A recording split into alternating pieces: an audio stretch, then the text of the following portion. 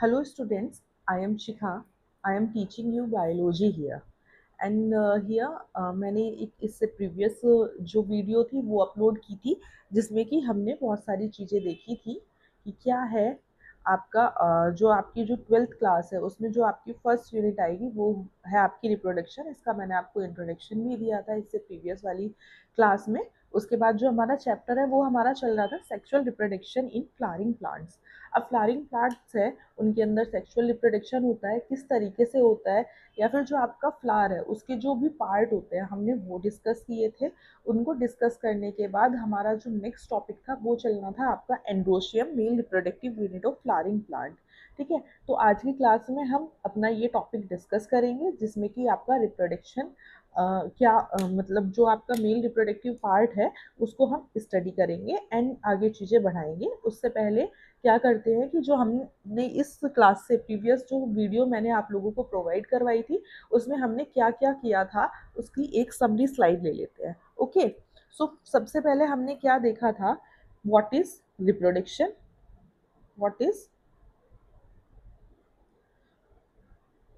Reproduction. Reproduction क्या होता है, giving birth to young ones या फिर प्रोडक्शन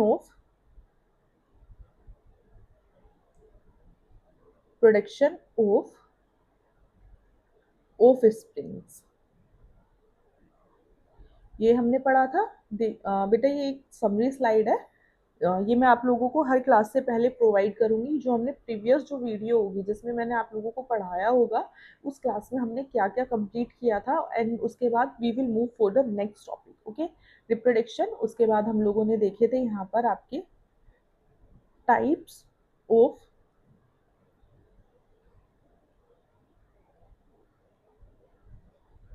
रिप्रोडक्शन। इसमें आपके टू टाइप्स मैंने बताए थे, sexual reproduction and asexual reproduction. Sexual and asexual reproduction देखने के बाद हम लोगों ने थर्ड क्या देखा था, उसके बाद हमने देखे थे आपके डिफरेंट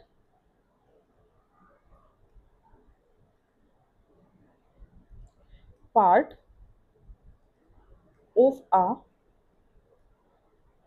फ्लावर। ओके, यहाँ पर आपका इसमें पूरा जो पार्ट था उसमें हमने सबसे पहले देखा था सेपल।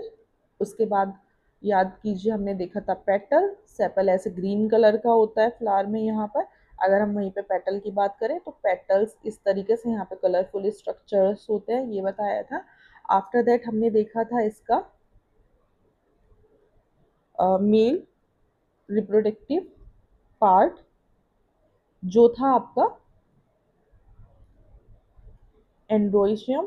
ठीक है, एंड्रोशियम में क्या था आपका, ऐसे एक एंथर था एंड फिलामेंट था। ठीक है, उसके बाद हम लोगों ने देखा था यहाँ पर इसका फीमेल रिप्रोडक्टिव पार्ट जो कि था आपका गाइनोसियम। ओके, गाइनोसियम में अगेन आपका क्या आता है, ऐसे ये होता है आपका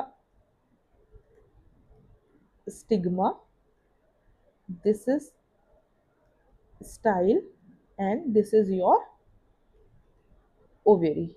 एंड यहाँ पर हमने फिर क्या देखा था कि जितने भी आपके फ्लावर के जो पार्ट है उनका फंक्शन क्या क्या होता है। सेपल सेपल है आपके फ्लावरिंग जो बड है उसको प्रोटेक्शन का काम करवा रहा था, पेटल इंसेक्ट को अपनी साइड इंटरेक्ट कर रहा था। ठीक है, आफ्टर दैट जो आपका मेल रिप्रोडक्टिव पार्ट है वो आपके पोलन ग्रेन का फॉर्मेशन करवाएगा, फीमेल रिप्रोडक्टिव पार्ट फर्दर अपने फंक्शंस को परफॉर्म करवाएगा। ठीक है, now we are moving for our next topic, that is today's topic is male reproductive part. उससे पहले आप लोग देखेंगे कि जो आपकी स्लाइड है यहाँ पर मैंने आपके pre fertilization structures and events लिखे हैं कि जो आपका फर्टिलाइजेशन होता है उससे पहले आपके क्या स्ट्रक्चर होते हैं एंड उनमें क्या क्या इवेंट्स हो रहे होते हैं। अब कोई भी गैमिट है, ठीक है, वो गैमिट बन रहा है, या तो फिर वो मेल है या फिर आपका फीमेल गैमेट है। अब उसको गैमेट ऐसे ही तो नहीं बन जाएगा कि भाई ऐसे ही बना एंड फ्यूजन हो गया उसका। ऐसे थोड़ी ना होता है, उसका एक पूरा आपका प्रोसेस होता है, एंड वो प्रोसेस जब हो जाता है उसके बाद आपके गैमेट बनते हैं। तो जो आपका प्रोसेस होता है फॉर्मेशन ऑफ गैमेट, उसको आप बोलेंगे आपके प्री फर्टिलाइजेशन इवेंट्स। ठीक है, प्री फर्टिलाइजेशन इवेंट्स में आप सबसे पहले देखेंगे तो आपका आएगा मेल रिप्रोडक्टिव स्ट्रक्चर, जो कि मैंने आप लोगों को इससे प्रीवियस क्लास में भी बताया था, वो होता है आपका एंड्रोशियम। वहां पे हमने एक फ्लावर के अंदर देखा था, जो एंड्रोशियम पार्ट था वो दिखाया था मैंने, जिसमें कि आपको एंथर दिखाए थे एंड फिलामेंट दिखाए थे। अब अगर आप इसमें देखेंगे, देखिए यहाँ पर ये जिसको मैं हाईलाइट कर रही हूँ ऐसे, these are the anther, okay, and ये जो लंबा सा ऐसे लॉन्ग स्टॉक है ना, this is called the filament. So आपका जो एंथर, सॉरी, जो आपका एंड्रोशियम होता है that is composed of two parts, first is anther and second is filament. And ये जो होता है आपका एंथर एंड फिलामेंट, वो मिलके आपका एक कंप्लीट स्ट्रक्चर बनाते हैं जिसको आप बोलते हैं स्टेमन। अब अगर आप यहाँ पर देखेंगे इसके स्ट्रक्चर को, तो ये जो आपका एंथर है ना, जो मैंने आप लोगों को दिखाया, इसको मैं थोड़ा सा इरेज कर देती हूँ, ये जो एंथर मैंने आपको दिखाया, इसको यहाँ से ऐसे कट करा गया है, एंड फिर उसका आपको ओवरव्यू दिखाया गया है कि ये कैसे दिखता है। तो यहाँ पे आप देखोगे इसमें ऐसे दो लोब्स प्रेजेंट होते हैं। ठीक है, सेकेंड इज आपका होता है फीमेल रिप्रोडक्टिव स्ट्रक्चर, जिसको आप बोलते हैं गाइनोशियम। गाइनोशियम के भी मैंने आपको पार्ट बताए थे, जो कि होता है आपका, एक होता है फीमेल रिप्रोडक्टिव, मतलब फीमेल रिप्रोडक्टिव पार्ट होता है गाइनोशियम आपका। उसके मैंने आप लोगों को डिफरेंट पार्ट बताए थे, जिसमें कि आपका था सबसे पहले, देखिए यहाँ पे नहीं लिखा हुआ है, ये मैं लिख देती हूँ आपका, ये होता है आपका स्टिग्मा, एंड ये जो ये है ये होता है आपका style, and this is your ovary. Ovary जो होती है, इसके अंदर आपके जो एग्स है वो मेच्योर होते हैं, ठीक है, और ओवा होता है। यहाँ से आपका बनेगा मेल गैमेट एंड यहाँ से बनेगा आपका फीमेल गैमेट। ठीक है, अब we are moving for further slides. Okay बेटा, यहाँ पर आप सबसे पहले देखेंगे तो आज का हमारा टॉपिक है मेल रिप्रोडक्टिव स्ट्रक्चर, जिसमें कि होता है आपका एंडोशियम। ये मैं आपको बता चुकी हूँ। एंड अगेन, अगर हम इसका जो पूरा स्ट्रक्चर है उसको अच्छे से स्टडी करेंगे तो हम देखेंगे कि जो आपका मेल रिप्रोडक्टिव पार्ट है उस वो कंपोज होता है आपके दो पार्ट से, first is anther, second is filament, and ये दोनों मिला के आप इनको बोलते हैं स्टेमन। सो स्टेमन is the male reproductive unit and consist of the following parts. इसके आपके दो पार्ट्स मैंने बताए हैं। फर्स्ट आपका होगा long slender stock, this portion, ठीक है, लॉन्ग स्लेंडर स्टॉक जो होगा वो होगा आपका filament, and the terminal generally bilobe structure is called anther. जो आपका ये है, ये दिस इज एंथर, एंड ये आपका होता है बाइलोब। बाइलोब मतलब इसके दो लोब होते हैं। अगर आप यहाँ पे देखोगे, देखिए ये वाला जो इसका ट्रांसफर सेक्शन दिया हुआ है, अगर आप इसको इस तरीके से देखोगे तो इसके दो लोब है, एक लोब आपका ये हो गया एंड एक लोब ये हो गया। ठीक है, तो इस तरीके से आपका जो एंडोशियम है उसका स्ट्रक्चर होता है कि आपका एक हो जाएगा यहाँ पर फिलामेंट, जो कि ये लॉन्ग होगा एंड सिलेंड्रिकल होगा, एंड ये वाला जो हो जाता है आपका ये बाइलोब स्ट्रक्चर जो है, ये हो जाता है आपका anther. Now we are further moving for the next slide. यहाँ पे हम जो आपका स्ट्रक्चर ऑफ एंथर है उसको अच्छे से डिटेल में पढ़ेंगे। जो फिलामेंट है उसका कोई ऐसा सच फंक्शन नहीं होता है that provide only support for the mail reproductive part, and यहाँ पर हमें फर्दर एंथर का जो स्ट्रक्चर है उसको पढ़ना होगा। ठीक है, सो यहाँ पे अगर आप देखेंगे जो आपके एंजियोस्पर्म होते हैं, एंजियोस्पर्म्स क्यों बोला हमने, क्योंकि जो आपके एंजियोस्पर्म्स है वो होते हैं आपके फ्लावरिंग प्लांट। ठीक है, अब हम स्ट्रक्चर ही फ्लावर का पढ़ रहे हैं तो हमें एंजियोस्पर्म्स ही तो रिक्वायर्ड होंगे, क्योंकि जो हमारे एंजियोस्पर्म होते हैं खाली उन्हीं के अंदर आपके फ्लावर्स आते हैं, रेदर देन और जो आपके फाइलम है या क्लासेस है वहां पर आपको फ्लावर्स देखने के लिए नहीं मिलेंगे। सो जो आपका एंजियोस्पर्म है वहां पर आपका जो एंथर है वो होता है बाइलोब, जिसमें कि each lobe having two theca. ठीक है, इसके अंदर टू थेका प्रेजेंट होंगे, that is they are called dithecous. इसलिए इनको क्या बोला जाता है, इसको आप बोलते हैं डायोथीशियस। अगेन मैंने आपको इससे प्रीवियस स्लाइड में ये पोर्शन जो है वो दिखाया भी था, ठीक है। फर्दर मूविंग, देखो यहाँ पर ये है, ठीक है। ये इसका एक लोब है, ये इसका दूसरा लोब है, एंड जो ये लोब है इसके अंदर आपके ऐसे क्या प्रेजेंट है, और फोर सेक्शंस प्रेजेंट है। तो ये अगर दो लोब है इसको आप बोल देते हैं डाया, ठीक है। दो मतलब डाई, एंड थीसियस मतलब फोर। तो यहाँ पर क्या होगा कि बाइलोब स्ट्रक्चर होगा, और एक जो आपका एक लोब है उसके अंदर आपके टू थेकास प्रेजेंट होते हैं। एक लॉन्गिट्यूडनल ग्रूव होती है जो कि लेंथ वाइज सेपरेटिंग करती है थेका को। मैंने आपको यही तो बताया अभी कि ये इसको लेंथ वाइज सेपरेट करेगा।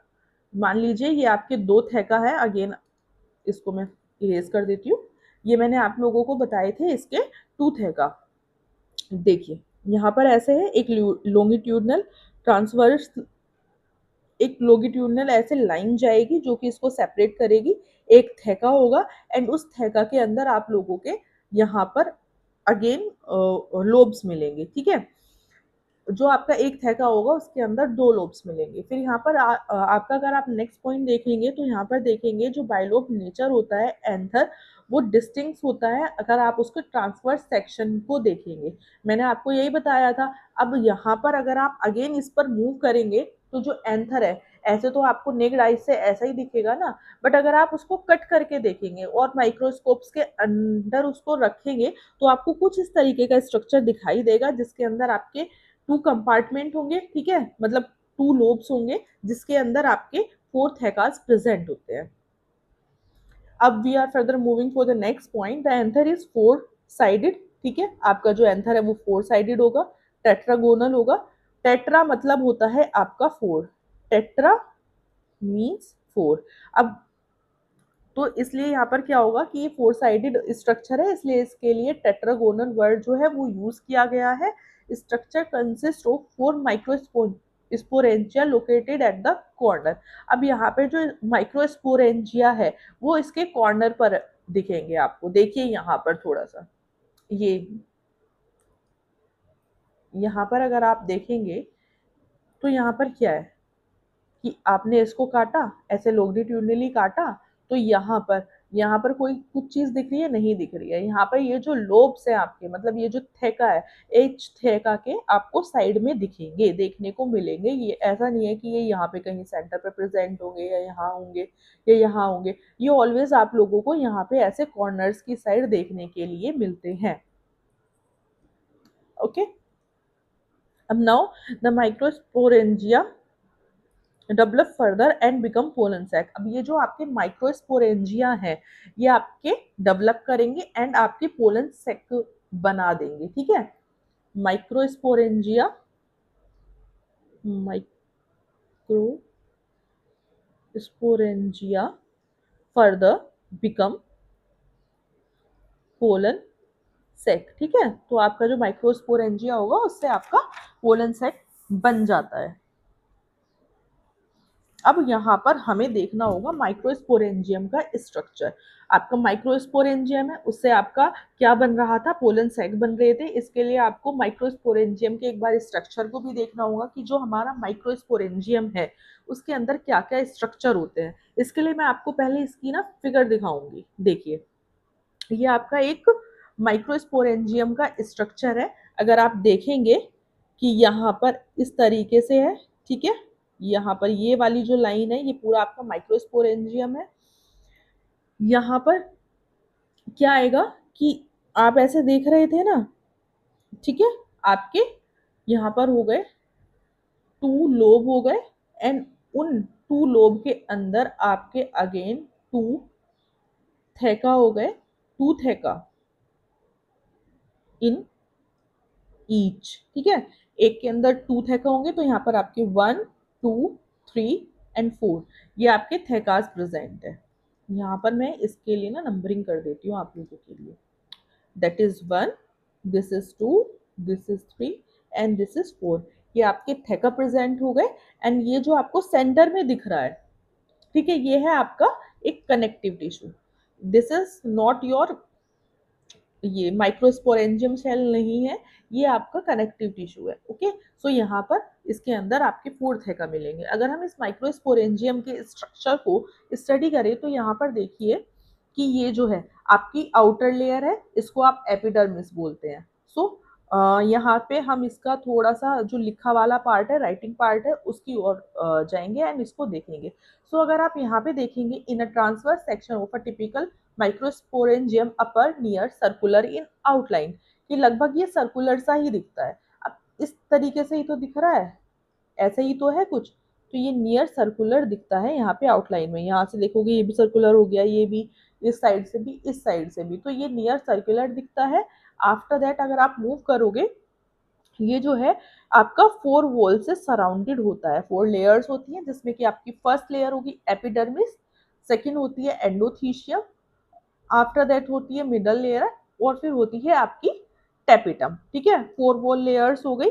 अगर आप यहाँ पे देखोगे, this is the outer layer, this is epidermis, इसके बाद यहाँ पर आपकी आ जाएगी एंडोथीशियम, उसके बाद आएंगी आपकी मिडिल लेयर, और फिर मिडिल लेयर के अंदर आपका आ जाएंगे microspore mother cell. Microspore mother cells से आपके क्या बनेंगे, पोलन ग्रेन्स बनेंगे। ठीक है, और वहां पर, और उसके बाद आ जाती है आपकी टेपिटम, जो आपके टेपिटम है उसके अंदर ही आपका माइक्रोस्पोर मदर सेल होती है। बट यहाँ पर जो ये वाला पार्ट है ना, जो लेयर्स हैं वो ये वाली लेयर्स है। First is epidermis, second endothecium, third is middle layer and fourth is tapetum. यहाँ पर इनके एक एक करके हम लोग फंक्शन डिस्कस करते हैं कि ये जो लेयर्स हैं उनके क्या क्या फंक्शंस होते हैं। जैसे कि मैंने आप लोगों को बताया, first one is epidermis.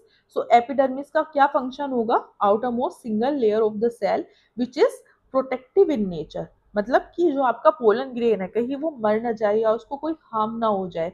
So epidermis जो है वो आपको प्रोटेक्शन प्रोवाइड करवाएगी आपके माइक्रोस्पोरेंजियम को। जैसे कि जितने भी आप इंडिविजुअल देखोगे, उनमें जो बाहर की कवरिंग होती है ऑलवेज उसका नाम एपिडर्मिस ही रखा जाता है। एपी मतलब बाहर मिलने वाली, डर्मिस मतलब स्किन से रिलेटेड। ओके, सो जो आपका बाहर वाला पार्ट होगा उसको आप बोलेंगे एपिडर्मिस, और ये आपका प्रोटेक्टिव इन नेचर होता है। सेकेंड आपका आ जाता है एंडोथीशियम, ये आपकी सेकेंड लेयर वॉल होती है, जिसकी जो सेल वॉल है वो थिक होती है। अगर आप यहाँ पे देखोगे, दिस वन, ठीक है, ये वाली जो आपकी लेयर है ये थोड़ी सी थिक है। ठीक है, तो जो इसकी सेल वॉल होगी वो थिक होगी, एंड इसको आप बोलते हैं एंडोथीशियम। एंडोथीशियम जो है उसका अगेन जो फंक्शन होता है वो होता है आपका protection, protection and help in dehiscence of the anther, I am so sorry बेटा, and help in the dehiscence of the anther to release the pollen grain। Again आपकी एपिडर्मिस प्रोटेक्टिव होगी नेचर में, एंडोथीशियम आपका protection का काम करेगा, and जब pollen grain आपका मेच्योर हो जाएगा उसके बाद उसको वहां से रिलीज आउट होना होगा, तो उसके रिलीज आउट में हेल्प करता है। मैं यहाँ पे लिख देती हूँ, डेहिसेंस का दूसरा मीनिंग क्या होता है आपका, release out of pollen. Okay, अब आपका हमने थर्ड क्या देखा था, थर्ड में आती है आपकी मिडिल लेयर। अगर आप यहाँ पर देखोगे, मिडिल लेयर यहाँ पे आपके ऐसे 1 2 एंड ये 3, ये 3 लेयर से मिलके बनी होती है आपकी मिडिल लेयर। ये यहाँ पे खाली एक सिंगल लेयर नहीं होगी। एपिडर्मिस की आप देखोगे ये वाली खाली लेयर है, आप उसके बाद एंडोथीशियम की देखेंगे खाली ये वाली लेयर है। बट अगर आप मिडिल लेयर की साइड मूव करेंगे तो आपको मिडिल लेयर के अंदर यहाँ पर आपकी 3 लेयर दिखेंगी। फर्स्ट, अगेन फिर ये सेकेंड एंड ये थर्ड। यहाँ पर ये जो है ये तीनों मिलके आपका मिडिल लेयर फॉर्म करती है। And what is the function of the middle layer, चलिए हम देखते हैं what is the function of middle layer. The third layer composed of 1 to 3 layers. ठीक है, यहाँ पर ये जरूरी नहीं है कि खाली 3 लेयर का ही हो, वो वहां पर 1 से 3 लेयर का हो सकता है, किसी में 1 लेयर भी हो सकती है, किसी में 3 लेयर भी हो सकती है of cells, and perform function of protection and help in the dehiscence of the anther to release the pollen। Okay, यहाँ पर अगेन क्या होगा कि ये इसके एंथर के टूटने के लिए हेल्प करेगा, जिससे कि वहां पर पोलन रिलीज हो सके। अगेन फिर उसके बाद मैंने आप लोगों को फोर्थ लेयर बताई थी जो होती है टेपिटम। अगर आप देखेंगे यहाँ पर टेपिटम, तो ये सबसे अंदर आ रही है ना, सो इनर मोस्ट लेयर होती है। सो यहाँ पर मैं लिख देती हूँ, tapetum is the inner most layer. Okay, यहाँ पर आइए आप। So fourth and the inner most layer of the cell is tapetum and is and it nourish the developing pollen grain. ये क्या करती है, आपके जो पोलन ग्रेन है उसके नरिशमेंट का काम करती है। ठीक है, यहाँ पर cell of the tapetum possess dense cytoplasm. यहाँ पर जो इसकी सेल है उसके अंदर आपको क्या मिलेगा कि यहाँ पर डेंस साइटोप्लाज्म होता है। डेंस साइटोप्लाज्म की हेल्प से ही वो उसको नरिशमेंट प्रोवाइड करवा पाती है and generally have more than one nucleus. एक न्यूक्लियस नहीं होगा यहाँ पे, मोर देन वन न्यूक्लियस होगा। इसके बाद अगर आप फर्दर मूव करते हैं, यहाँ पर आपकी जो स्ट्रक्चर है माइक्रोस्पोरेंजियम का वो कंप्लीट हो चुका है। बट अगर आप और कोई पॉइंट देखेंगे तो यहाँ पर आप देखेंगे when the anther is young. अब आपका एंथर है वो पहले मतलब मेच्योर नहीं हुआ है, वो अभी छोटा है। अब जैसे जैसे इसकी एज बढ़ेगी या टाइम बढ़ेगा, प्रोसेस होगा फर्दर, तो ये आपका यंग होगा।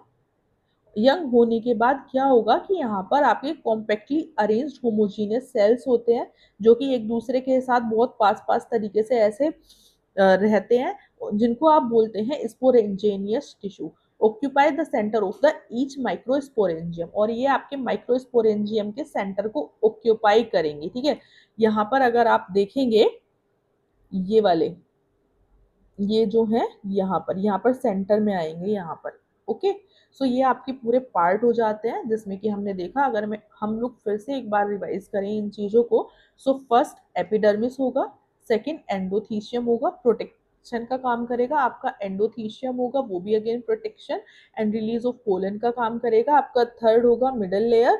मिडल लेयर आपका एक सिंगल लेयर ऑफ सेल से थ्री लेयर ऑफ सेल्स तक का हो सकता है, ये वरी ही करेगा और फंक्शन करेगा आपका प्रोटेक्शन का एंड अगेन डेहिसेंस का। आपका जो फोर्थ पॉइंट था वो था आपका tapetum, and this tapetum is the most important. ये आपके एग्जाम में बहुत बार पूछा गया है बेटा कि this is the fourth and the inner most layer of the cell.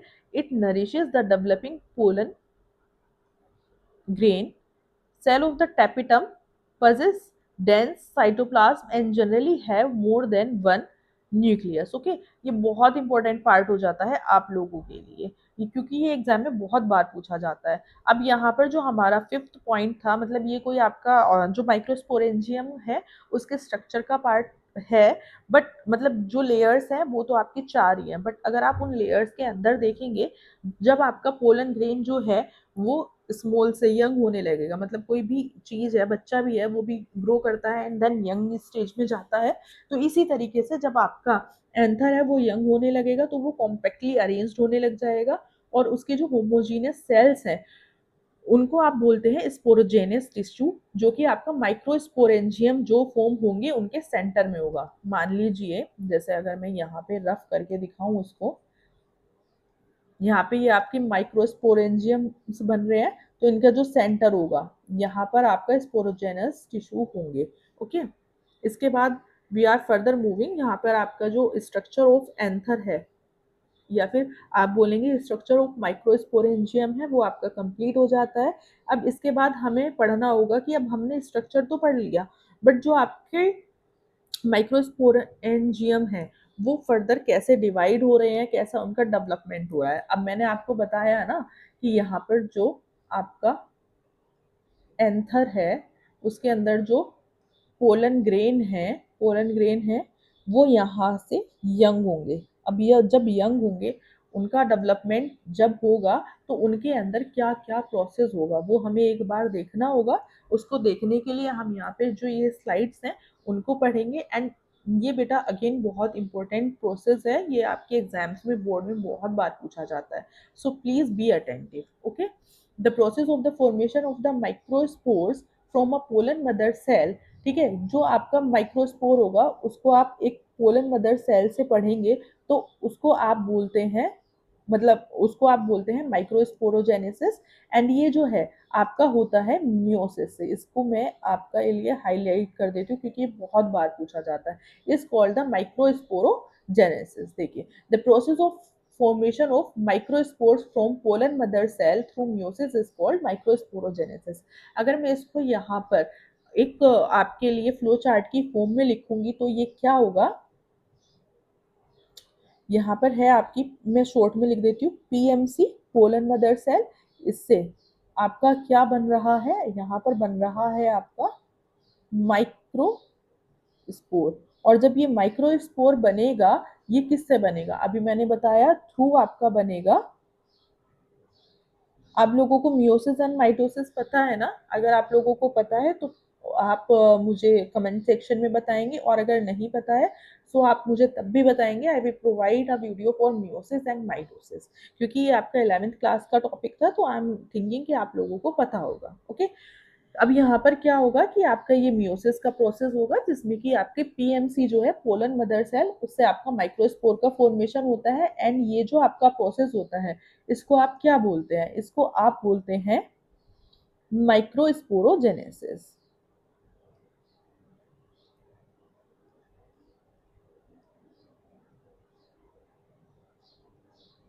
Okay, now the next point is as the anther develops, अब जब एंथर जो है वो डेवलप होने लगेगा, the cell of the sporogenous tissue undergo meiotic division to form microspore tetrad. आपका anther कुछ इस तरीके से था, ठीक है, यहाँ पे ऐसे स्टॉक थी, तो अब हम खाली एंथर की बात कर रहे हैं, तो इस स्टॉक को, ये मतलब जो फिलामेंट है उसको आप लोग हटा दीजिए एंड खाली एंथर पर फोकस कीजिए।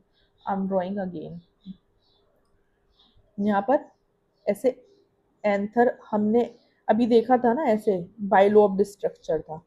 सो यहाँ पर क्या होगा, जैसे जैसे एंथर डेवलप होने लगेगा, तो जो स्पोरोजेनियस टिश्यू देखा था ना, वहां पर आपका डेंस साइटोप्लाज्म था, और जो सेल थी वो पास पास अरेंज होने लगी थी, उनके अंदर आपका म्योटिक डिवीजन होगा।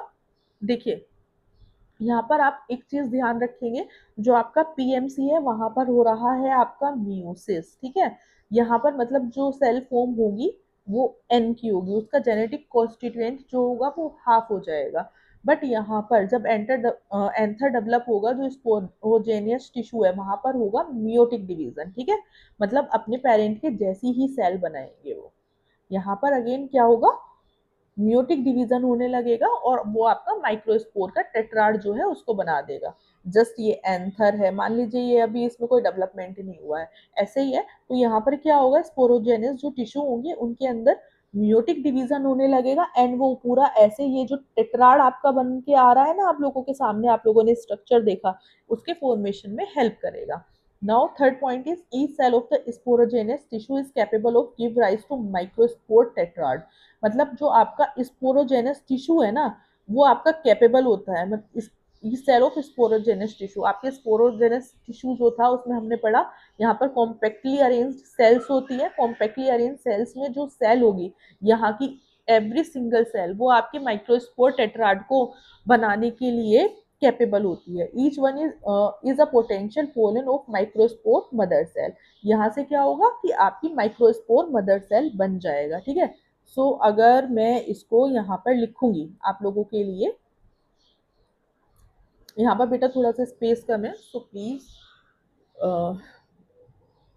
यहाँ पर देखिए, स्पोरोजेनस टिश्यू है, यहाँ पर शॉर्ट में लिख देती हूँ, स्पोरोजेनस टिश्यू है। यहाँ से इसकी जो एक सिंगल सेल होगी, मतलब यहाँ पे जितनी भी सेल होगी आपकी स्पोरोजेनस टिश्यू में, उसमें जो एक सिंगल सेल होगी, every cell is capable to form microspore tetrad. यहाँ से माइक्रोस्पोर टेट्राड बनेगा। माइक्रोस्पोर टेट्राड बनने के बाद क्या होगा यहाँ पर, कि यहाँ पे जो माइक्रोस्पोर टेट्राड बनेगा वहां से आपकी बनेगी microspore mother cell, M M C, that is microspore mother cell. मैं इसको यहाँ पर ना थोड़ा सा लिख देती हूँ कि जो माइक्रोस्पोर मदर सेल है उसको आप लोग क्या बोलते हैं, और एम एम सी, ठीक है।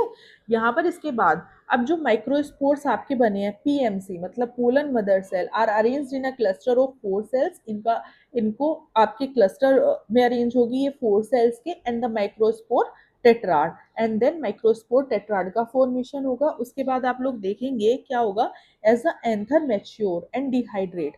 अब यहाँ पर आपका माइक्रोस्पोर मदर सेल तक तो बन गया है, ओके, माइक्रोस्पोर मदर सेल ही बनना था यहाँ पर। तो क्या होगा कि पीएमसी अरेंज होगा। अब इसके बाद जो आपका एंथर है, जब मैच्योर होने लगेगा, जैसे जैसे वो मैच्योर होने लगेगा वो डिहाइड्रेट होने लगेगा। डिहाइड्रेशन का मतलब क्या होगा, यहाँ पे रिमूवल ऑफ वाटर, मतलब जो उसका वाटर कंटेंट है वो कम होने लगेगा। The microspore dissociate from each other and develop into pollen grain. अब यहाँ पर क्या होंगे, जो माइक्रोस्पोर्स होंगे वो एक दूसरे से अलग अलग हो जाएंगे और आपके पोलन ग्रेन्स जो है उनमें डेवलप होने लगेंगे। यहाँ पर इनकी टू लेयर वॉल होती है, जिसमें कि आपकी होगी एक, बाहर जो होगी वो हार्ड होगी, hard exine, and the inner intine. ये अगेन बेटा काफी पूछा जाता है, इसको मैं अगेन हाईलाइट कर देती हूँ। Outer hard line and the inner intine. Okay, अब बाहर की आउटर और हार्ड क्यों है, बाहर वाली है हार्ड क्यों है, उसको आप बोलते हैं एक्साइन। हार्ड इसलिए है बेटा, अगर आप सोचिए कोई भी सॉफ्ट चीज है, अगर आप उसको पानी में डालेंगे या किसी भी हार्श कंडीशन में डालेंगे वो बहुत जल्दी से, अगर पानी में डाल दिया तो वो गलने लगेगी, ठीक है, वो डैमेज होने लग जाएगी। बट अगर वहीं पे कोई हार्ड चीज है, कोई हार्ड सब्सटेंस है, उसको फर्दर रिएक्शंस करने में बहुत ज्यादा टाइम की रिक्वायरमेंट होगी, तो यहाँ पर जो है आउटर जो लेयर है उसको प्रोटेक्ट करने के लिए हार्ड होती है, और जो अंदर वाली लेयर है उसको आप बोल देते हैं इंटाइन। अगर इसके बाद आप बात करेंगे, inside each microsporangium several thousand of microspores और pollen grains are formed that are release with dehiscence of the anther. अब यहाँ पर क्या होगा, एक जो आपका प्रोसेस है उसमें ये नहीं है खाली एक पोलन ग्रेन नहीं बनेगा, यहाँ पर मैनी पोलन ग्रेन बनेंगे। ओके, मैनी पोलन ग्रेन यहाँ पर फॉर्म होंगे, बहुत सारे पोलन ग्रेन फॉर्म होंगे। एंड फिर यहाँ पर क्या होगा कि जैसे जैसे आपके पोलन ग्रेन्स जो हैं वो मेच्योर होंगे, उनको रिलीज होना होगा। अब मान लीजिए आपका कोई एंथर है, ठीक है, यहाँ पे हमने देखा इसके अंदर क्या हो रहा है कि यहाँ पे पोलन ग्रेन बन रहे हैं, बन रहे हैं, बन रहे हैं, बहुत सारे बन गए। अब वो सारे यहाँ पे तो आ नहीं पाएंगे, तो क्या होगा, यहाँ से जो ये एंथर है ना, वो ऐसे ब्रेक होगा एंड यहाँ से पोलन ग्रेन्स जो है वो रिलीज आउट होने स्टार्ट हो जाएंगे। ठीक है, तो इसको आप बोलते हैं डेhiscence ऑफ द एंथर। अगर मैं इसको आपको अच्छे से और समझाऊं तो we are further moving for the next image. आप लोग यहाँ पर इसको अच्छे से समझिएगा, because this is a very important process in your twelfth biology. आपके एग्जाम के पर्पज से, बोर्ड के पर्पज से, सब तरीके से ये वाला जो टॉपिक है आपका बहुत इंपॉर्टेंट है। So we are further moving for the next slide, जिसमें कि ये आपको डायग्रामेटिक रिप्रेजेंटेशन में पूरा अच्छे से समझाऊंगी। ठीक है, सो यहाँ पर देखिए आप, आपका ये पोलन मदर सेल बन रहा था। फर्स्ट पॉइंट अगर आप देखेंगे, the process of formation of microspore from a pollen mother cell through meiosis is called microsporogenesis. और ये जो आपका बन रहा था, पीएमसी जो बन रहा था, यहाँ पर क्या था, जो आपके स्पोरोजेनस टिश्यू थे वो माइटोटिक डिवीजन में जा रहे थे, जिससे कि माइक्रोस्पोर टेट्राड बना रहे थे। तो यहाँ पर फर्स्ट देखिए आपकी पोलन मदर सेल बनेगा। ठीक है, यहाँ पर पोलन मदर सेल बन गया भाई, इसमें बहुत सारा साइटोप्लाज्म है, साइटोप्लाज्म आ रहा है, इसके अंदर आपकी एक न्यूक्लियस है। अब यहाँ पर क्या होगा कि ये मियोसिस करेगा। मियोसिस में एक सेल 4 सेल में डिवाइड होती है, ये आपने 11th में पढ़ा होगा। ये जो मियोसिस है 1 से 4 में डिवाइड होती है। ठीक है, यहाँ से एक से 4 सेल बनने लग जाएगी, मतलब one from 1 cell formation of the 4 cells. यहाँ पर क्या होगा कि जब ये 4 सेल बनेगी तो ये tetrad of the haploid microspores बन जाएगा। हैप्लोइड मतलब जिनका जो जेनेटिक कॉन्स्टिट्यूशन है वो एन है। ठीक है, खाली एक ही उससे मिलकर बना है, मतलब एक ही बेसिक सेट है आपके क्रोमोसोम्स का। सो यहाँ पर क्या होगा कि एक सेल है, एक से आपकी 4 सेल ऐसे बन जाएंगे। देखिए यहाँ पे ये आपकी 4 बन रही है, 1 2 3 एंड 4। यहाँ पर 4 सेल्स का फॉर्मेशन होगा। अगेन यहाँ पर क्या होगा, अभी ये जो सेल है, ये सेल तो बन गई थी। अगर आप इससे प्रीवियस स्लाइड पे जाएंगे तो आप देखेंगे कि ये सेल बन रही थी और यहाँ से ये डिहाइड्रेट हो रहा था। डिहाइड्रेट होने के बाद जो माइक्रोस्पोर टेट्राड है वो 4 सेल से अलग अलग टूट रहा था और अपनी एक एक सिंगल सेल बना रहा था। तो यहाँ पर आप अगेन देखेंगे कि यहाँ पर ये जो टेट्राड आपका बना है ना, मान लीजिए ये 4 सेल्स वाला, 1 2 3 एंड 4, ये जो 4 सेल्स वाला है ये एक दूसरे से अलग होंगे एंड यहाँ पे ये आपके क्या फॉर्म हो जाएंगे, फ्री यंग माइक्रोस्पोर्स फॉर्म हो जाएंगे। फ्री यंग माइक्रोस्पोर्स फॉर्म होने के बाद यहाँ पर आपकी ऐसे छोटी छोटी बहुत सारी वैक्यूल्स बनने लगेंगी। अब यहाँ पर देखिए, यहाँ पे आपकी 4 सेल बनी थी। अब हमने यहाँ पर क्या और देखा था कि ये जितनी भी सेल्स बन रही हैं यहाँ पर, सारी सेल्स आपके फर्दर डेवलपमेंट के लिए क्या होती है, मतलब कोई भी आपकी जो सेल है वो फर्दर डेवलपमेंट कर सकती है। सारी सेल से कैपेबल होती है, ऐसा नहीं है कि खाली एक ही सेल आपका फर्दर डेवलपमेंट के लिए प्रोसेस कर पाएगी। यहाँ पर ईच सेल आर कैपेबल, ठीक है, फॉर फर्दर डेवलपमेंट। यहाँ पर अब क्या होगा कि ये जो आपका ये जो 4 सेल्स बनी है ना, यहाँ पे फर्दर डेवलपमेंट होने लगेगा। यहाँ पर ऐसे आपके मल्टीपल स्मॉल वैक्यूल्स का फॉर्मेशन होगा। स्मॉल वैक्यूल्स के फॉर्मेशन के बाद क्या होगा कि आप देखेंगे यहाँ पे ऐसे एक लार्ज वैक्यूल की फॉर्मेशन होने लगेगी। अब सिंगल लार्ज वैक्यूल हो गया। अब ये जो छोटे छोटे से वैक्यूल ऐसे बन रहे थे, उन्होंने खाली एक ही सिंगल लार्ज वैक्यूल बना लिया। अब सिंगल लार्ज वैक्यूल बनाने के बाद यहाँ पर होगा माइटोसिस, ठीक है। मियोसिस, यहाँ पे गैमेट का फॉर्मेशन के लिए मियोसिस यूज होता है। अब होगा माइटोसिस। माइटोसिस क्या होता है, यहाँ पे एग्जैक्ट पेरेंट्स होता है, ठीक है। यहाँ पर जो सेल्स है उनका जेनेटिक कॉन्स्टिट्यूएंट सेम रहेगा, फर्दर चीजें भी सेम रहती है एंड आपके पेरेंट के जैसा ही वो होता है। तो यहाँ पर क्या होगा, माइक्रोस्पोर में माइटोसिस होगा। देन यहाँ पर अगर आप देखेंगे माइटोसिस हुआ, तो यहाँ पर ये जो आपका न्यूक्लियस है ये डिवाइड होगा। यहाँ पर जो इसका न्यूक्लियस का डिवाइडेशन है वो ऐसे ही नहीं होगा कि मतलब इक्वल पार्ट्स में नहीं होगा। यहाँ पर एक आपकी थोड़ी सी बड़ी न्यूक्लियस होगी एंड एक होगी आपकी छोटी न्यूक्लियस। तो जो यहाँ पर आपकी बड़ी वाली न्यूक्लियस है उसको आप बोलते हो वेजिटेटिव न्यूक्लियस, एंड जो आपकी यहाँ पर छोटी वाली है स्मॉल पार्ट में जो ब्रेक होगी उसको आप बोल देते हैं जनरेटिव न्यूक्लियस। यहाँ पर फिर क्या होगा कि आपका ये होने लगा, इसके बाद यहाँ पर स्टार्च फिलिंग होगी जनरेटिव सेल की, यहाँ पर डिवीजन होगा further in the in time growth, कि यहाँ पर ये सारे फंक्शन हो गए। अगेन यहाँ पर क्या होगा कि ये स्पर्म सेल बन जाएगा और यहाँ पे स्टार्च वगैरह जो है वो फिल होने लगेगा। अब यहाँ पर स्टार्च की फिलिंग होने के बाद जो आपका यंग पोलन है वो उस मैंने आपको बताया था ना कि डिहाइड्रेशन होगा। अब तक देखिए यहाँ पर बहुत सारा साइटोप्लाज्म है। साइटोप्लाज्म में तो उसके अंदर अच्छा खासा वाटर कंटेंट भी होगा, न्यूक्लियस भी होंगी, सारी चीजें होंगी। अब यहाँ से फर्दर जो आपका ये बन रहा है, यंग पोलन बन गया है। यंग पोलन के अंदर आपका डिहाइड्रेशन होगा और डिहाइड्रेशन होने के बाद आपका पूरा मैच्योर पोलन ग्रेन बना देगा। अब जो मैच्योर पोलन ग्रेन होगा, अगर हम मूव करेंगे, अब देखिए यहाँ पे ये आपका पूरा बाइलोब्ड स्ट्रक्चर है, ऐसे पूरा टेट्राड है, ठीक है। अब यहाँ पर जो पोलन ग्रेन्स है आपके बन गए हैं, मैच्योर हो गए हैं। अब यहाँ से आपके जो पोलन ग्रेन है वो रिलीज होने लगेंगे। यहाँ पर मैं अगेन लिख देती हूँ, release of pollen grains, okay. तो इस तरीके से जो आपका एंथर है वो मेच्योर हो जाता है एंड आपके पोलन ग्रेन की फॉर्मेशन को करवा देता है। आफ्टर दैट अगर आप देखेंगे जो पोलन ग्रेन्स होता है, अगर हम पोलन ग्रेन के स्ट्रक्चर की बात करें, अब तक तो भाई हमने देखा एंथर है, एंथर के अंदर हमारे पोलन ग्रेन बन रहे हैं। पोलन ग्रेन है वो पहले यंग फॉर्म होंगे, देखिए यहाँ पे यंग है, इसके अंदर जब तक डिहाइड्रेशन नहीं हुआ है, उसके बाद फर्दर यहाँ पे और प्रोसेसेस भी होंगे एंड डिहाइड्रेशन भी होगा। डिहाइड्रेशन होने के बाद फिर वो मैच्योर पोलन ग्रेन्स बनेंगे। तो आइए अब हम देखते हैं structure of mature pollen grains, okay. अगर आप यहाँ पर बात करेंगे तो देखिए, the pollen grain represent male gametophyte, आपका मेल गैमिट बनेगा। यहाँ पर इसको मैं आपका मेल गैमिट भी लिख देती हूँ, मेल गैमेट, ठीक है, मेल गैमेट बनेगा यहाँ पर। उसके बाद फर्दर आप देखेंगे pollen grains are generally spherical, आपके ये स्फेरिकल होते हैं, measuring about 25 to 50 micrometre in diameter. अगर आप ऐसे देखेंगे जो पोलन ग्रेन्स है वो सर्कुलर साइज में होते हैं मोस्ट ऑफ, जो इनका डायमीटर होगा यहाँ से 25 टू 50 माइक्रोमीटर्स का होता है और स्फेरिकल शेप होगी। इसके बाद आप थर्ड पॉइंट डिस्कस करेंगे तो it has a prominent 2 layer wall, इसकी 2 लेयर वॉल होगी। आउटर होगी आपकी एक्साइन एंड इनर होगी आपकी इंटाइन।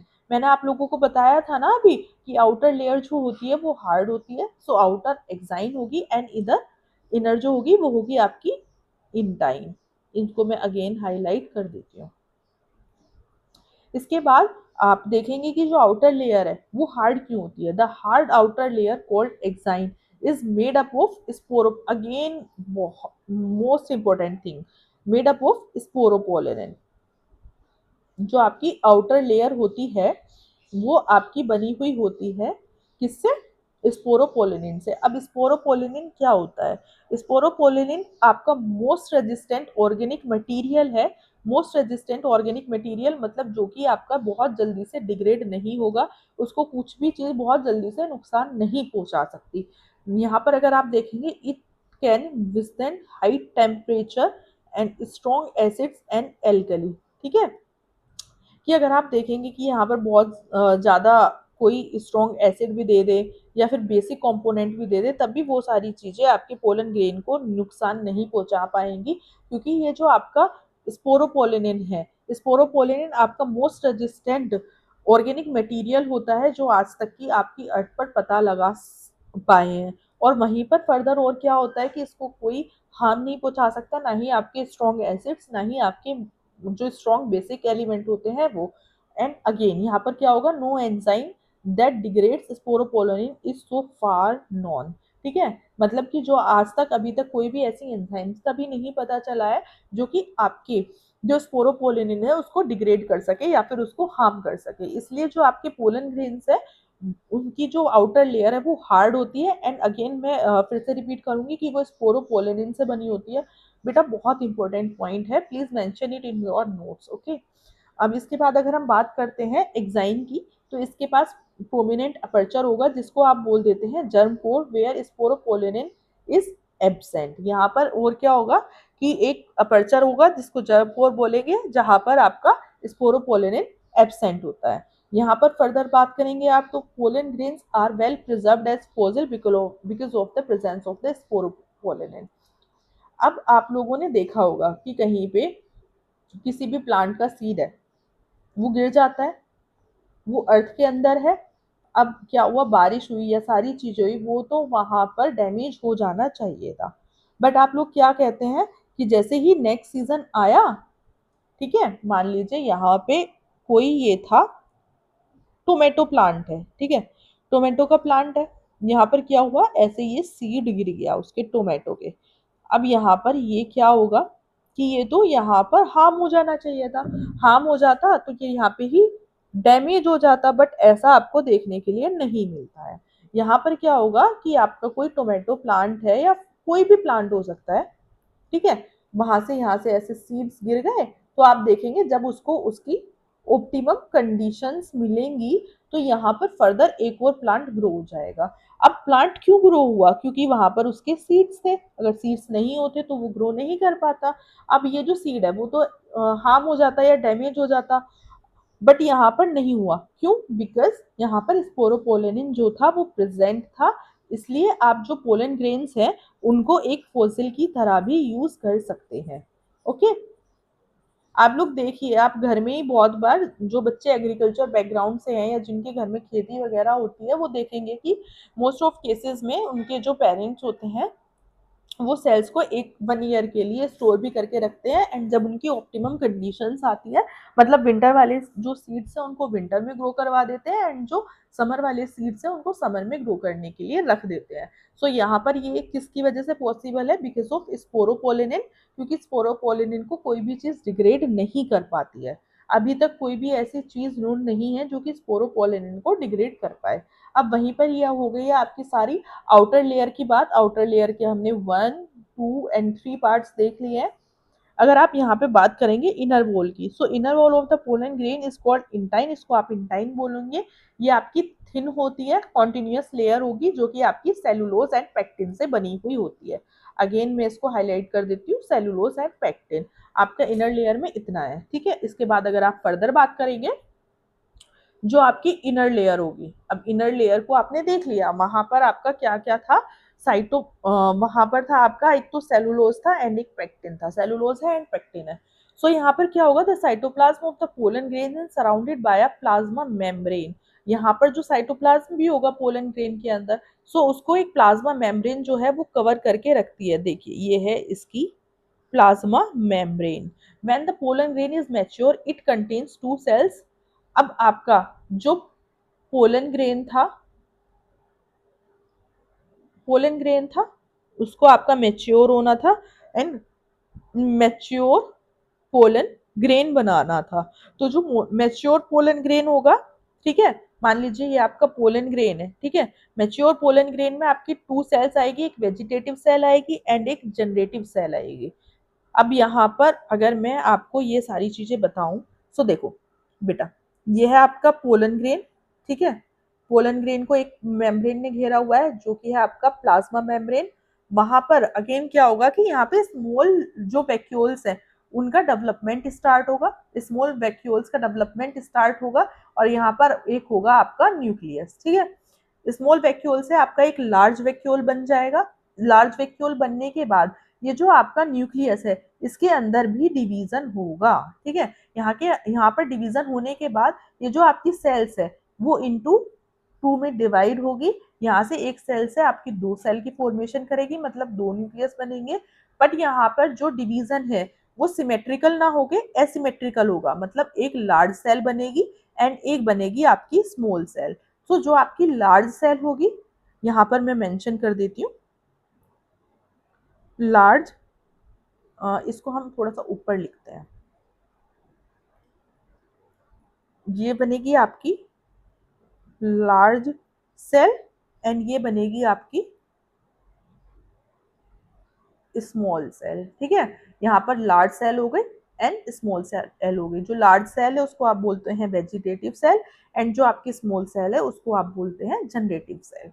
अब देखो यहाँ पर फर्दर जो इसकी थ्योरी मैंने लिखी हुई है, अगर आप ये एग्जाम है उसके अंदर ये डायग्राम बना के आएंगे दैट इज इनफ। बट अगर हम इसकी थ्योरी की भी बात करेंगे तो the vegetative cell is bigger, जो आपकी वेजिटेटिव सेल है वो बड़ी होती है साइज में और has abundant food reserve and large irregular shaped nucleus. यहाँ पर बहुत सारा फूड मटेरियल मिलेगा उनको जिससे कि वो उसको नरिशमेंट प्रोवाइड करवा सकते हैं।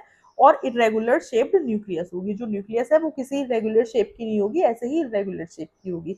उसके बाद जो आपका जनरेटिव सेल है, ठीक है, वेजिटेटिव सेल तो हो गया, वेजिटेटिव सेल में बहुत सारा आपका साइटोप्लाज्म मिलेगा। साइटोप्लाज्म मिलने के बाद वहां पर बहुत सारा फूड मटेरियल होगा और इरेगुलर शेप की न्यूक्लियस होगी। बट अगर आप बात करेंगे अपनी जनरेटिव सेल की, तो जो आपकी जनरेटिव सेल है is small and float in the cytoplasm. देखो यहाँ पे ये स्मॉल है, कुछ भी हल्की चीज होती है वो पानी में अच्छे से तैर पाती है, तो जो साइटोप्लाज्म है वो भी आपका liquid component of the cell ही होता है। सो ये जो है ये आपकी स्मॉल होगी एंड साइटोप्लाज्म जो है उसके अंदर फ्लोट कर रही होती है, जिसको आप बोल देते हैं vegetative cell. It is spindle shaped with dense cytoplasm and a nucleus. यहाँ पर जो है इसकी स्पिंडल शेप्ड होती है। यहाँ पर न्यूक्लियस कैसी थी बेटा, आपकी वेजिटेटिव सेल में इरेगुलर शेप की न्यूक्लियस थी, वहीं पर अगर आप जनरेटिव सेल में देखेंगे तो यहाँ पर आपकी स्पिंडल शेप की न्यूक्लियस हो जाती है with dense cytoplasm and a nucleus. Okay, it is a two cell stage. यहाँ पर क्या है, इसको आप टू सेल स्टेज बोलोगे, क्यों, क्योंकि आपकी एक सेल तो ये हो गई एंड सेकंड सेल हो गई है ये वाली। सो इसको आप क्या बोलते हैं, टू सेल स्टेज बोलते हैं। अब यहाँ पर क्या आपको देखने के लिए मिलेगा कि जो आपके 60% ऑफ प्लांट्स है ना एंजियोस्पर्म के, वो इन टू सेल स्टेज तक ही आपके पोलन ग्रेन को मैच्योर करते हैं। बट रिमेनिंग जो है वहां पर क्या होता है, रिमेनिंग स्पीशीज मतलब 60% एंजियोस्पर्म तो यहाँ पर कर रहे हैं, रिमेनिंग जो बचते हैं वो हो जाते हैं आपके 40%। तो जो 40% स्पीसीज है ना वहां पर जनरेटिव सेल डिवाइड्स, मतलब ये जो जनरेटिव सेल है ये वाली डिवाइड करेगी फर्दर। यहाँ पर आपका होगा mitotic division to give rise to two male gametes. यहाँ पर जनरेटिव सेल जो है मान लीजिए यहाँ पे आपका 60% ये जो है डेhiscence कर जाएंगे। बट इसके बाद यहाँ पर अगेन मैं अगर ड्रॉ करूं तो ये बड़ी वाली सेल मतलब vegetative cell, this one is generative cell. यहाँ पे ऐसे लार्ज सा न्यूक्लियस, यहाँ पे छोटा सा स्पिंडल शेप न्यूक्लियस होगा। सो यहाँ पर जो ये वेजिटेटिव सेल है, वेजिटेटिव सेल तो ऐसे ही रहेगी, बट जो जनरेटिव सेल है वो अगेन डिवाइड हो जाएगी एंड यहाँ पे टू सेल में उसको फर्दर डिवाइड करेगी by the process of mitosis. ठीक है, माइटोसिस का प्रोसेस होगा। एंड यहाँ पर ये, अब देखो यहाँ पर आपकी वन और टू सेल हो रही थी, बट यहाँ पर आपकी वन सेल हो जाएगा, यहाँ पर ये इसका हो जाएगा, मैं यहाँ पर लिखूंगी 2 सेल, एंड ये हो जाएगा आपका 3 सेल। तो ये वाली जो स्टेज हो जाती है इसको आप बोलते हैं 3 सेल स्टेज। आगे आप लोगों को पूरा अच्छे से समझ में आया ना ये वाला टॉपिक जो है, कि किस तरीके से आपका जो पूरा पोलन ग्रेन है वो मैच्योर हो रहा है। अगर हम इसको एक बार और रिपीट करूंगी, because this is very important topic further आपकी नेक्स्ट इमेज से जो मैंने मतलब ली है, and that is very important for your exam.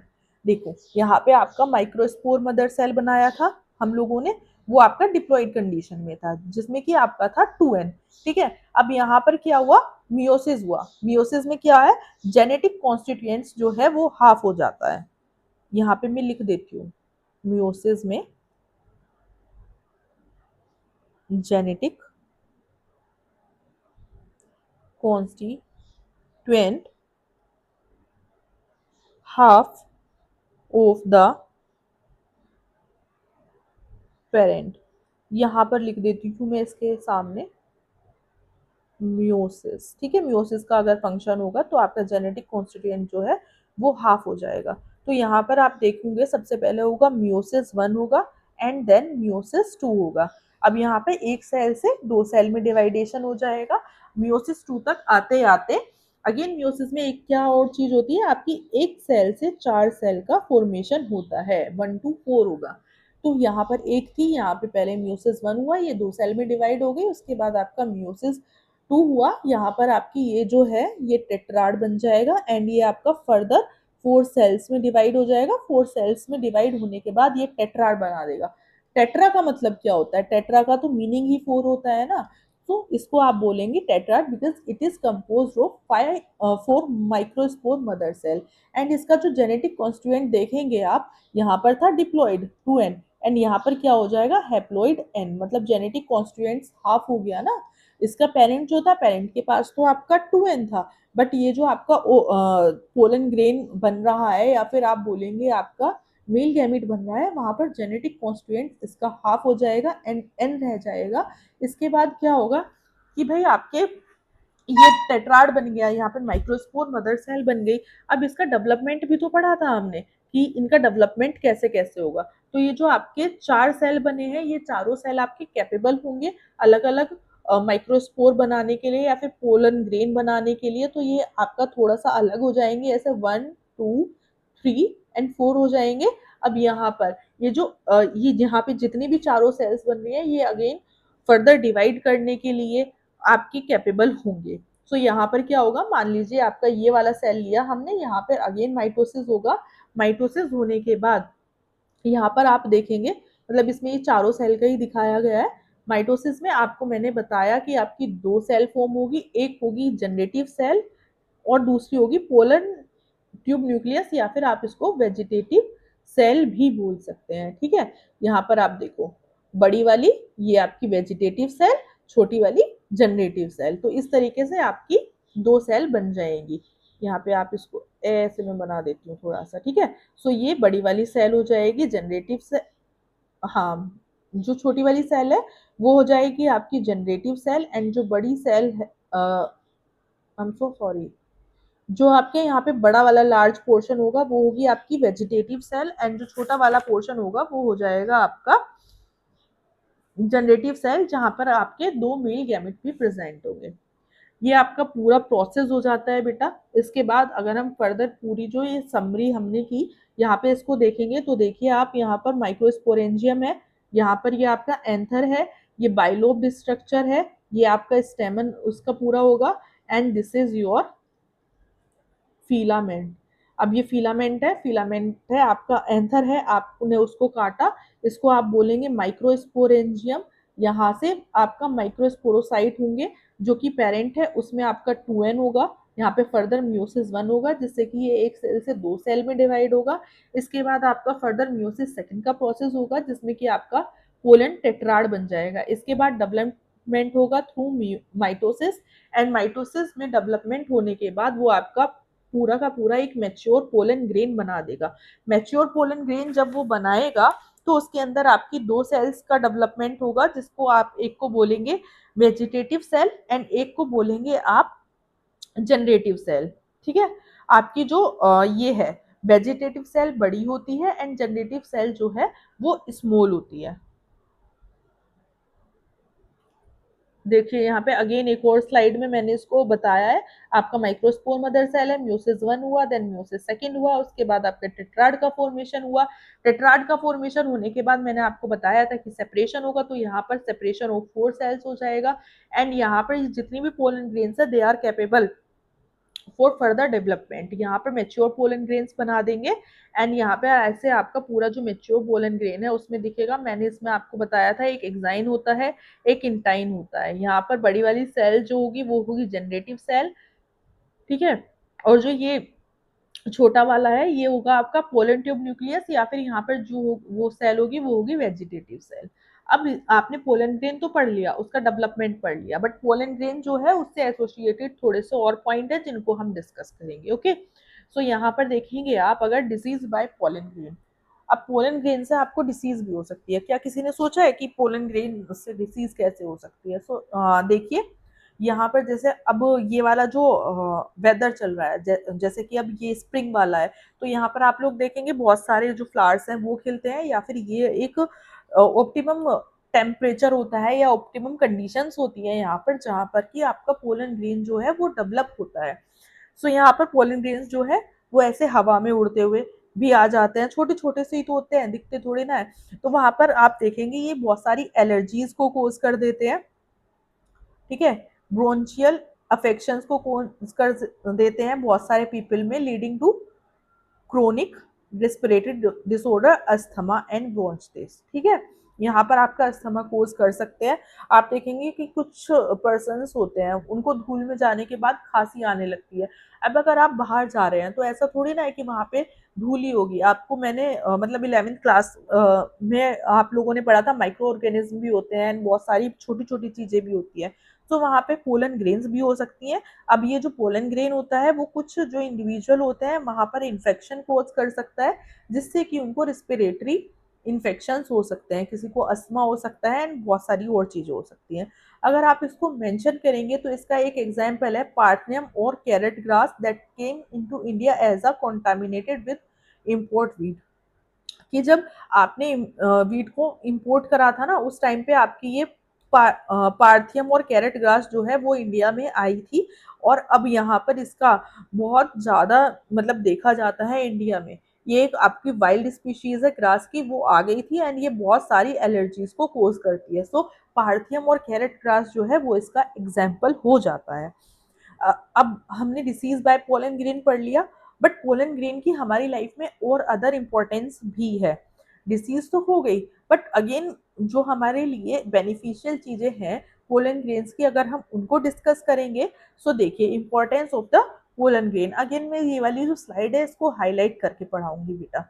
Pollen grains are rich in nutrients, अगर वो न्यूट्रिएंट्स में रिच होते हैं।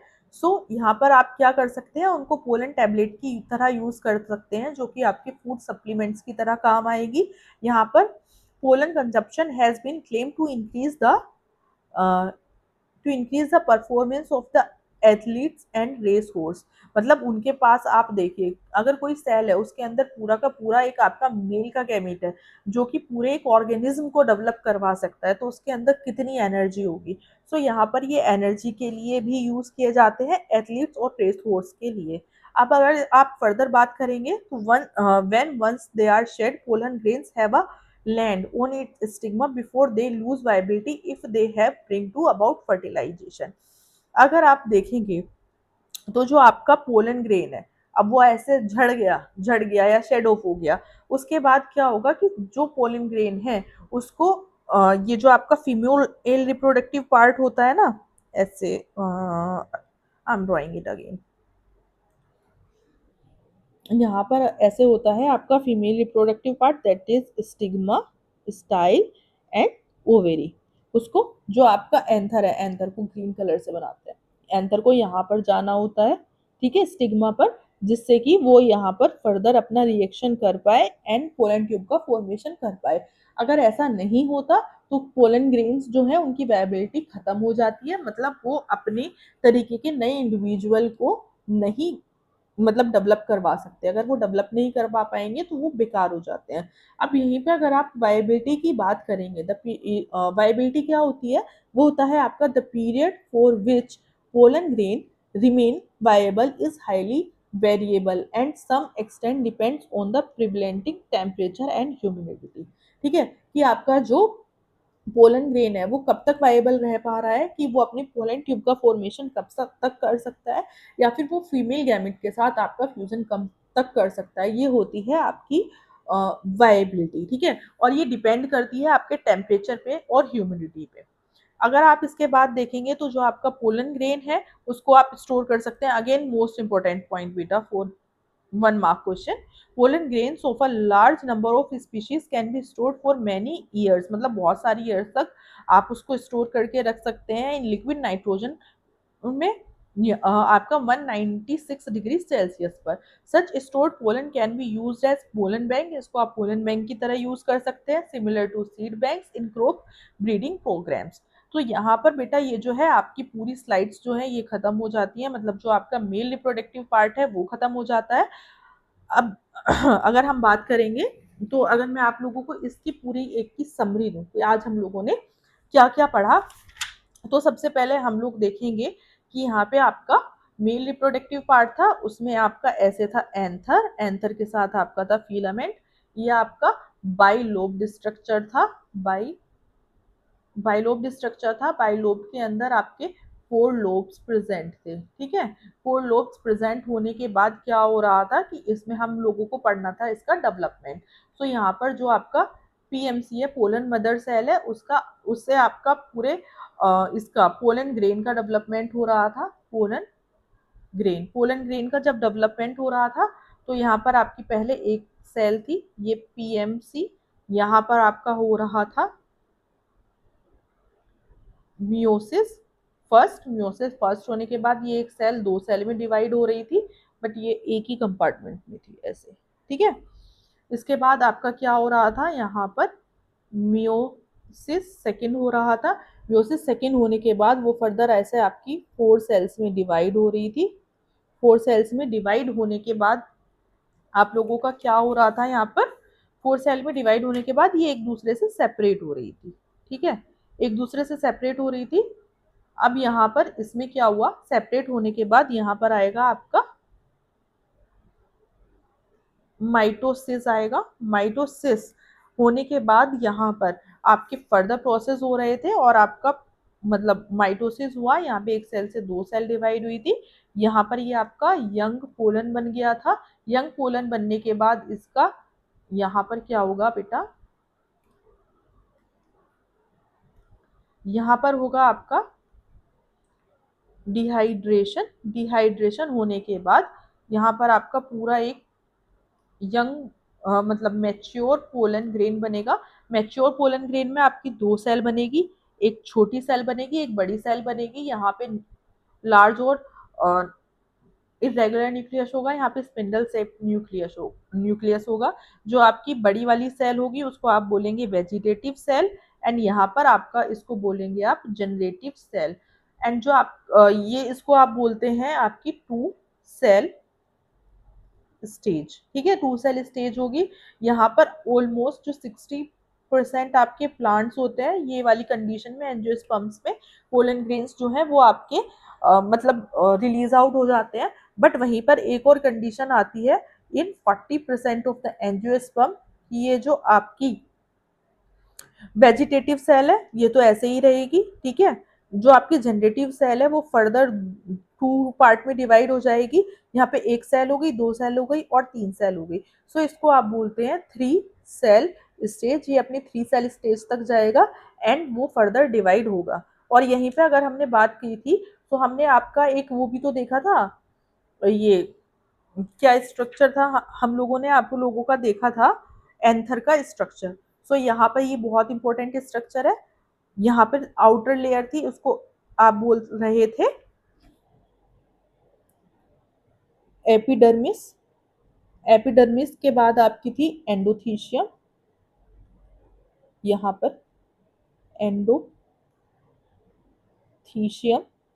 एंडोथीशियम के बाद आपकी अगर मैं बनाऊं एक यहाँ पे ये 1 से 3 लेयर की हो सकती है। So this is your middle layer.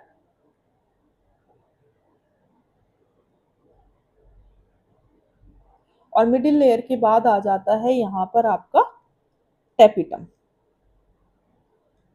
अगर हम इसके फंक्शन की बात करें तो एपिडर्मिस प्रोटेक्शन प्रोवाइड कर रही थी, एंडोथीशियम भी प्रोटेक्शन प्रोवाइड कर रही थी, मिडल लेयर भी प्रोटेक्शन प्रोवाइड कर रही थी और पोलन ग्रीन के रिलीज आउट होने में हेल्प कर रही थी। पेपिटम जो है यहाँ पर आपका डेंस साइटोप्लाज्म होता है जिसकी वजह से ये इसको नरिशमेंट प्रोवाइड करवाती है। सो आज की जो बेटा पूरी क्लास थी वो यही थी कि आपकी जो आपका मेल पार्ट है उसके अंदर क्या क्या पार्ट है, एंथर है, आपका फिलामेंट है, उसके बाद हमने क्या पढ़ा कि जो आपका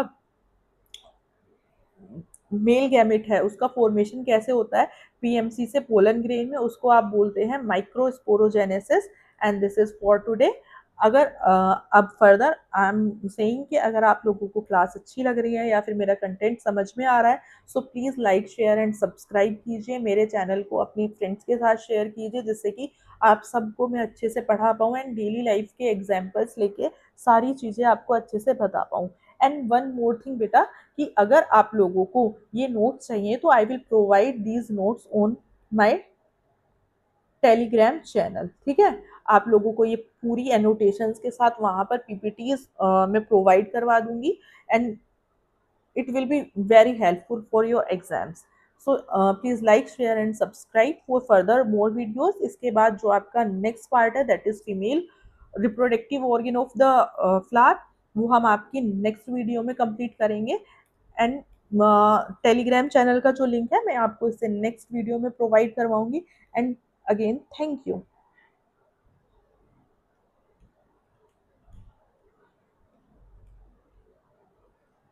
thank you students. Have a great day.